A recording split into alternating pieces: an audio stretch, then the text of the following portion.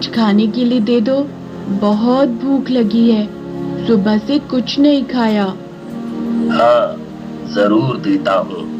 पहले ये बता, तेरे पास पैसे हैं?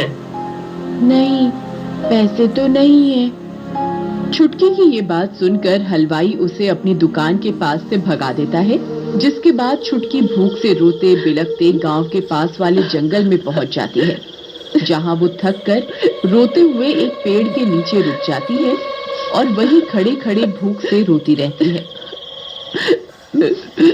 भूख लगी है, मुझे कुछ खाने को दे दो, बहुत भूख लगी है।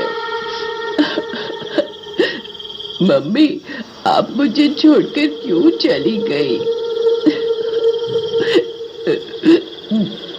छुटकी के रोने की आवाज सुनकर पेड़ के ऊपर बैठी भूतनी का ध्यान उसकी तरफ आकर्षित होता है, जिसे देखकर भूतनी के मन में खुशी और लालच दोनों भावनाएं पैदा हो जाती हैं।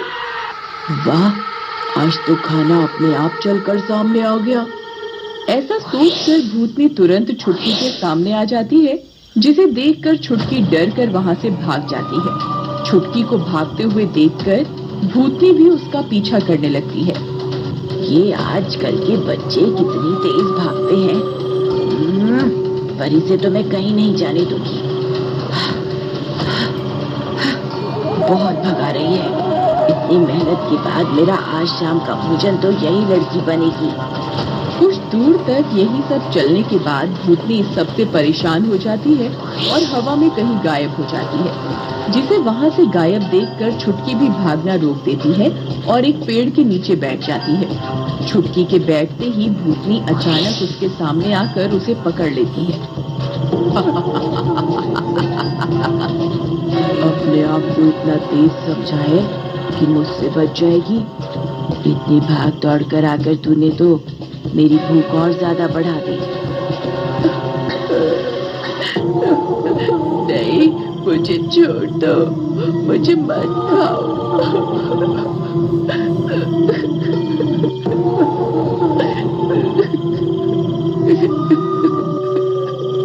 छुटकी इतनी तेज रो रही होती है कि उसके रोने की आवाज वहीं पास में एक बड़े बरगद के पेड़ पर बैठे भूत को सुनाई देती है, जिसे सुनकर वह भूत छुटकी और भूतनी के पास पहुंच जाता है। वहां पहुंचकर जैसे ही भूत छुटकी को देखता है तो भूत का मन विचलित हो जाता है, जिस वजह से वो छुटकी को भूतनी से बचाने के लिए छुटकी और भूतनी के बीच आ जाता है। इस बच्ची को यहीं छोड़ दे। उसे नुकसान पहुंचाने के बारे में सोचना भी मत, नहीं तो मुझसे बुरा कोई नहीं होगा। तुम मेरा गुस्सा जानती हो। सुना नहीं मैंने क्या कहा? जाओ यहाँ से, और दोबारा कभी किसी बच्चे के नजदीक भी दिखाई दी तो तुम्हारा भूतिया अस्तित्व खत्म कर दूंगा। भूत का गुस्सा देखकर भूतनी छुटकी को छोड़कर वहां से गायब हो जाती है, जिसके जाने के बाद भूत शांत होकर छुटकी के पास जाता है। बच्ची, तुम इस वक्त जंगल में क्या कर रही हो?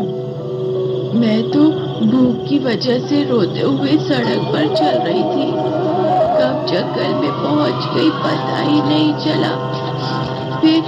फिर वो भूतनी मुझे खाने के लिए मेरे पीछे पड़ गई और मैं भागते हुए यहाँ पहुंच गई। तुम्हारे मम्मी पापा कहाँ हैं? वो तुम्हें खाना नहीं देते? मेरे पापा नहीं है और कुछ समय पहले मम्मी की भी मौत हो गई। तो फिर तुम किसके साथ रहती हो? वैसे तो मैं अपनी मम्मी और काका काकी के साथ रहती थी, लेकिन मम्मी की मृत्यु के बाद काका काकी ने मुझे घर से निकाल दिया। तभी से मैं सड़क पर रहती हूँ, लोगों से मांग कर खाना खाती हूँ और आज सुबह से किसी ने कुछ भी खाने के लिए नहीं दिया, इसीलिए मुझे बहुत भूख लग रही है। इस लड़की को देखकर, इसकी कहानी सुनकर मेरा मन इतना प्रभावित क्यों हो रहा है? तुम कहाँ रहती थी? तुम्हारी मम्मी पापा का नाम क्या था? मेरी मम्मी का नाम गीता और पापा का नाम किशोर था। मम्मी बताती थी कि पापा की मृत्यु मेरे जन्म से पहले ही हो गई थी, इसलिए मैंने अपने पापा को कभी नहीं देखा। इसका मतलब हाँ, तुम फिक्र मत करो और मेरे साथ चलो। छुटकी भूत के साथ चली जाती है, जिसके बाद भूत उसे एक आम के पेड़ के पास लेकर जाता है, जहाँ छुटकी पेट भर आम खाती है और फिर भूत उसे अपने साथ वहीं पास में एक गुफा के अंदर ले जाता है। आज से यह तुम्हारा नया घर है। तुम यहाँ आराम से बेफिक्र होकर रह सकती हो। किसी से डरने की जरूरत नहीं है। मैं हमेशा यहीं तुम्हारे आसपास रहूंगा। छुटकी गुफा को देखकर बहुत खुश होती है और वहीं रहने लगती है, जिसके बाद छुटकी भूत के साथ जंगल घूमती है, फल तोड़कर खाती है और बहुत मजे करती है। इसी तरह कुछ समय बीत जाता है। एक दिन छुटकी भूत के साथ जंगल में जाने के लिए गुफा से बाहर निकलती ही है, तभी उसे वहाँ अपने काका काकी खड़े हुए दिखाई देते हैं। मेरी प्यारी छुटकी, तुम तो हमारी बेटी है। कब से बाहर रह रही है। हमसे गलती हो गई बेटी, हमें माफ कर दे और घर वापस चल।